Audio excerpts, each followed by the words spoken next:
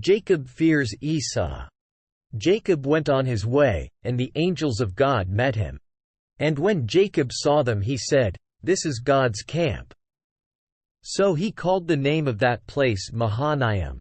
And Jacob sent messengers before him to Esau his brother in the land of Seir, the country of Edom, instructing them, "Thus you shall say to my lord Esau, Thus says your servant Jacob, I have sojourned with Laban and stayed until now.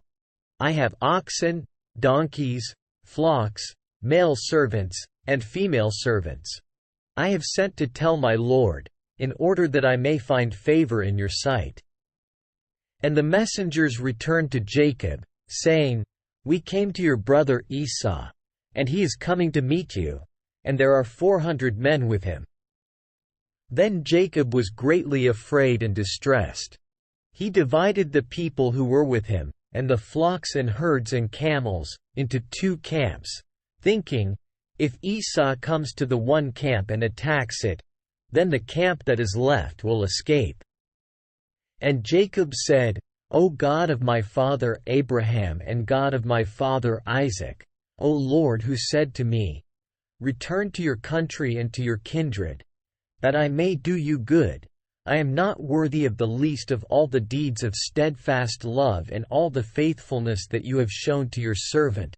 For with only my staff I crossed this Jordan, and now I have become 2 camps. Please deliver me from the hand of my brother, from the hand of Esau, for I fear him, that he may come and attack me, the mothers with the children. But you said, I will surely do you good, and make your offspring as the sand of the sea, which cannot be numbered for multitude." So he stayed there that night, and from what he had with him he took a present for his brother Esau, 200 female goats and 20 male goats, 200 ewes and 20 rams, 30 milking camels and their calves, 40 cows and 10 bulls, 20 female donkeys and 10 male donkeys. These he handed over to his servants, every drove by itself, and said to his servants, "Pass on ahead of me and put a space between drove and drove." He instructed the first, "When Esau my brother meets you and asks you, 'To whom do you belong? Where are you going? And whose are these ahead of you?'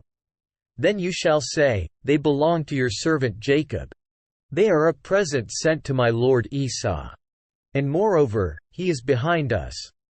He likewise instructed the second and the third and all who followed the droves. "You shall say the same thing to Esau when you find him, and you shall say, 'Moreover, your servant Jacob is behind us.'" For he thought, "I may appease him with the present that goes ahead of me, and afterward I shall see his face. Perhaps he will accept me." So the present passed on ahead of him, and he himself stayed that night in the camp. Jacob wrestles with God. The same night he arose and took his 2 wives, his 2 female servants, and his 11 children, and crossed the ford of the Jabbok. He took them and sent them across the stream, and everything else that he had. And Jacob was left alone. And a man wrestled with him until the breaking of the day. When the man saw that he did not prevail against Jacob, he touched his hip socket, and Jacob's hip was put out of joint as he wrestled with him. Then he said, "Let me go, for the day has broken." But Jacob said, "I will not let you go unless you bless me." And he said to him, "What is your name?" And he said, "Jacob." Then he said, "Your name shall no longer be called Jacob, but Israel, for you have striven with God and with men, and have prevailed."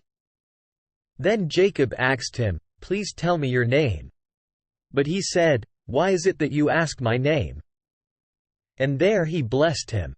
So Jacob called the name of the place Peniel, saying, "For I have seen God face to face, and yet my life has been delivered." The sun rose upon him as he passed Peniel, limping because of his hip.